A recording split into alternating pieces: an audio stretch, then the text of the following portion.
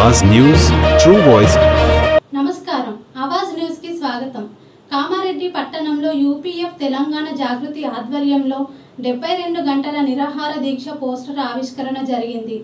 BC రిజర్వేషన్ల అమలును demand చేస్తూ ఎమ్మెల్సీ కవిత హైదరాబాద్లో ఆగస్టు 4 నుంచి 7 వరకు దీక్ష చేపట్టనున్నట్టు యూపీఎఫ్ రాష్ట్ర కో-కన్వీనర్ సల్వాచారి తెలిపారు। కాంగ్రెస్ ప్రభుత్వం బీసీలను మోసం చేసిందని ఆయన ఆరోపించారు। బీసీలందరూ ఈ దీక్షలో ఐక్యంగా పాల్గొనాలని పిలుపునిచ్చారు।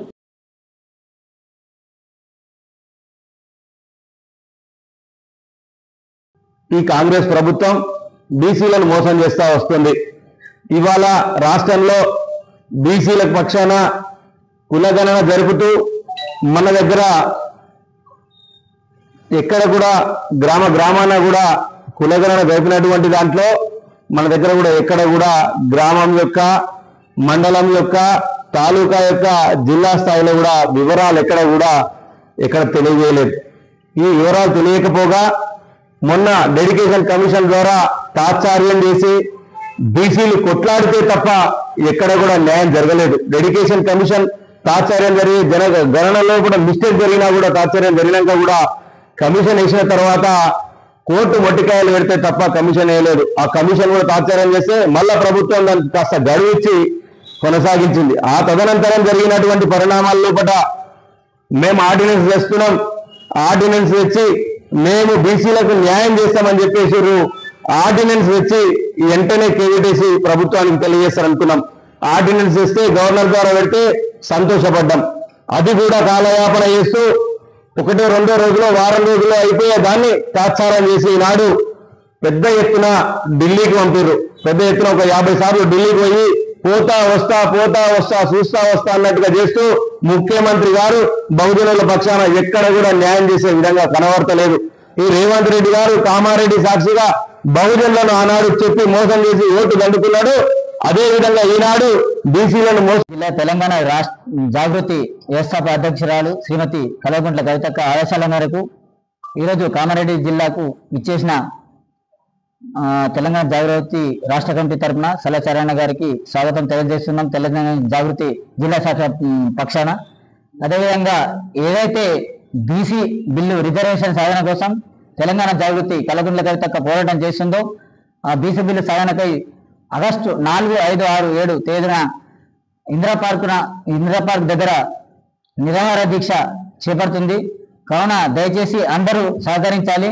అక్క అందరి కోసం BC OBC minority SC ST అందరి కోసం కొట్లాడుతుంది కాబట్టి భారీ ఎత్తున దాదాపు 3 రోజులు 72 గంటల నిరాహార దీక్ష సాధిస్తుంది కాబట్టి ఎట్లయినా బీసీ రిజర్వేషన్ బిల్లు 42% వచ్చేదాకా కవితక్క పోరాటం ఆగది। అదేవిధంగా మా తెలంగాణ జాగృతి సైన్యం కూడా ఊరుకునే ప్రసక్తి లేదు, ఎక్కడికక్కడ సంధింపజేస్తాం। గవర్నమెంట్ కూడా అవసరమైతే గద్దె దీపదానికైనా సిద్ధంగా ఉంటామని చెప్పేసి అక్క ఏ విధంగా సూచయిస్తే తప్పకుండా అక్క మేరకు మేము జాగృతి కార్యకర్తలను పనిచేయడానికి సిద్ధంగా ఉన్నాం కామారెడ్డి జిల్లా శాఖ పక్షాన। అదేవిధంగా ఇప్పుడు ఈరోజు అక్కగారు ప్రచార చైతన్య రథాలు ప్రారంభించి 33 జిల్లాలో ఈ విధంగా కాన్ఫరెన్స్ పెట్టేసి మీటింగ్ అరేంజ్ చేసేసి ప్రతి ఒక్క జిల్లాకు ఇప్పుడు అన్నవాళ్ళు నిజామాబాద్కి వెళ్తున్నారు।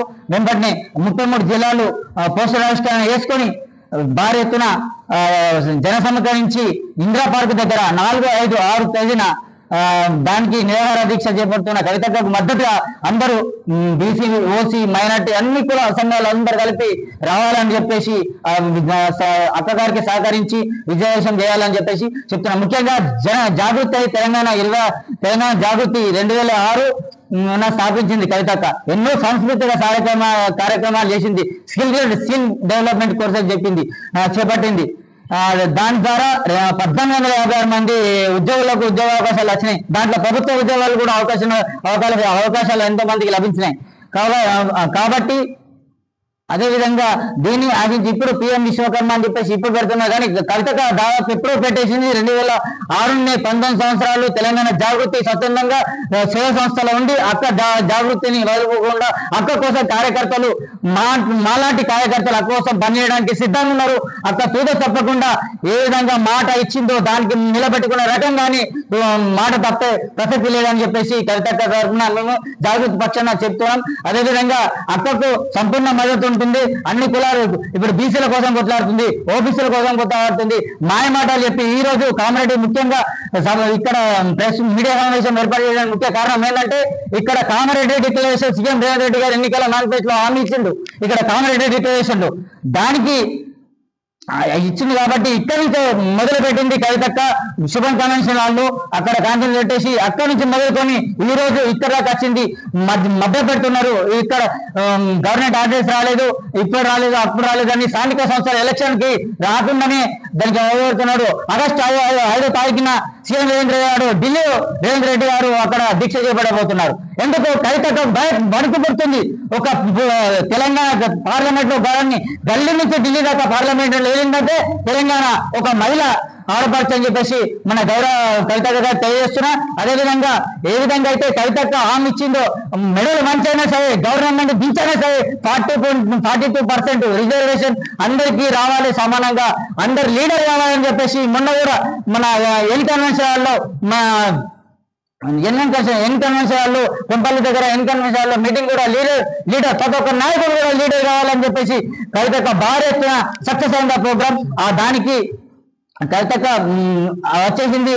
ముఖ్య అతిథిగా వచ్చేసి కార్యకర్తలు భారీ ఎత్తున వచ్చి అక్కకు మద్దతు తెలిపారు. అక్క మేము వెంట మేము ఉన్నాం అని చెప్పేసి మేము కొట్లాడుతున్నాం. అక్క ఒకటే కాబట్టి అక్క వెనుక ఉన్నది ఒకటే అనుకుంటున్నాను. కానీ అక్క ఒక్క పిలుపు ఇస్తే జాగృతి కార్యకర్తలు ఎక్కడికైనా తరలి వెళ్ళడానికి సిద్ధంగా ఉన్నారు.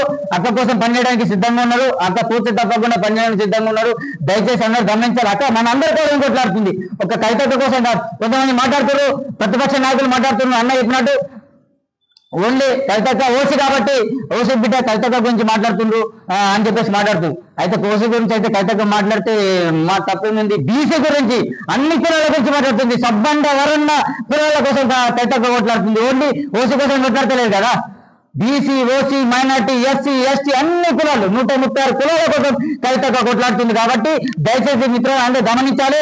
తెలంగాణ జాగృతి అందరి కోసం కొట్లాడుతుంది. తెలంగాణ జాగృతి వ్యవస్థ అధ్యక్షురాలు కవితక్క కోసం అందరి కోసం కొట్లాడుతుంది. కాబట్టి ఇటువంటి అన్నగారు చెప్పినట్టు దీన్ని దృష్టిలో ఉంచుకొని రాబోయే ఎలక్షన్లలో కూడా తెలంగాణ జాగృతి జెండా ఎగరేస్తాం. పల్లె జాగృతిగా మారి జెండా ఎగరేస్తామని చెప్పేసి తెలియజేస్తున్నాం. జై హింద్.